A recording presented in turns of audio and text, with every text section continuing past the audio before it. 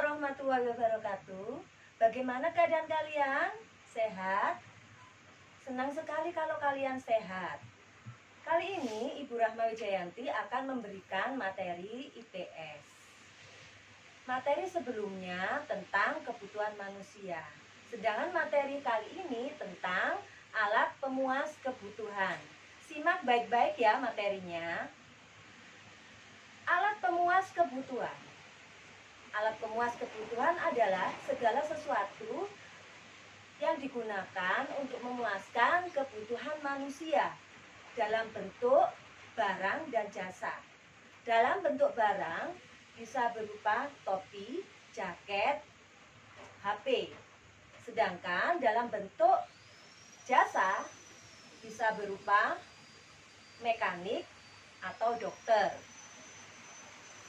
Jenis-jenis alat pemuas kebutuhan terdiri dari alat pemuas kebutuhan menurut cara mendapatkannya, alat pemuas kebutuhan menurut kegunaannya, alat pemuas kebutuhan menurut proses produksinya, alat pemuas kebutuhan menurut hubungannya dengan benda yang lain.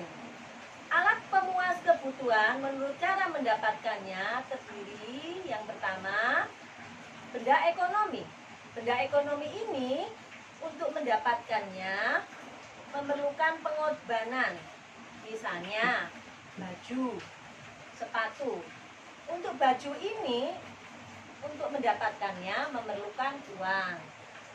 Dan sepatu untuk membeli sepatu juga memerlukan uang.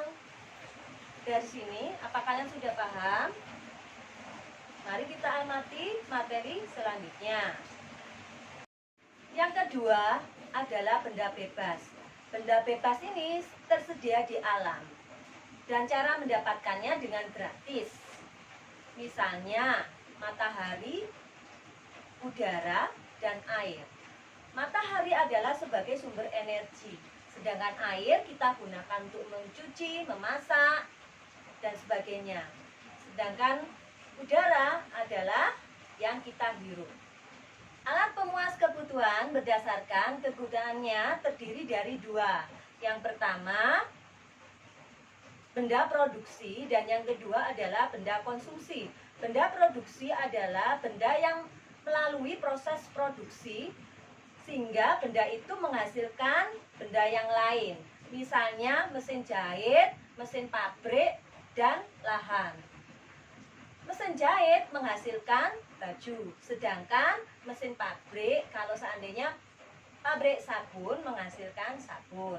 Kemudian lahan, jika lahannya ditanami dengan padi menghasilkan padi, sedangkan lahan yang ditanami dengan jagung menghasilkan jagung. Benda konsumsi. Benda konsumsi adalah benda yang langsung bisa dipakai atau langsung bisa digunakan. Misalnya buku, pulpen, dan tas.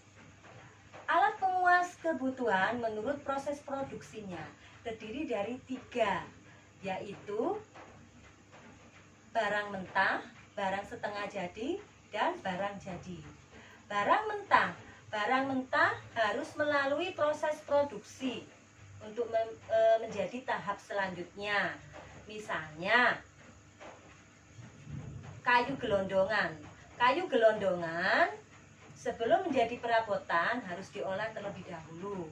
Kemudian padi sebelum menjadi nasi harus diolah menjadi beras dan menjadi nasi.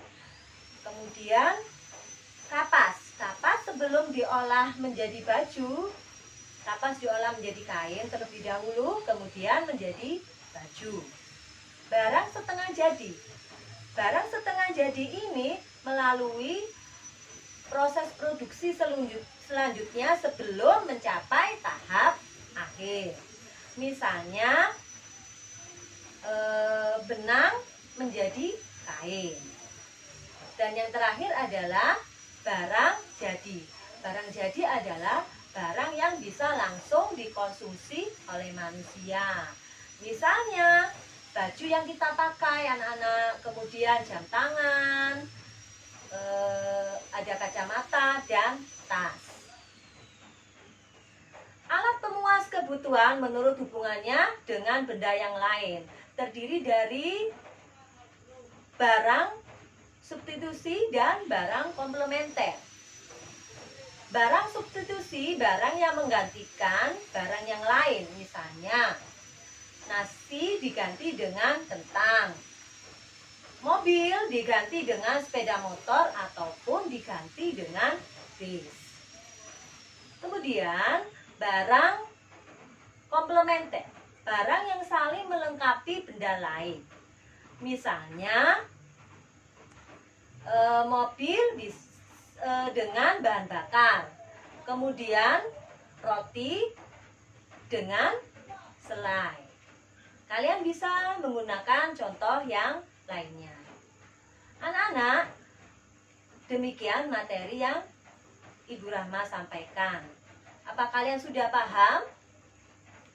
Jangan lupa dirangkum ya catatannya.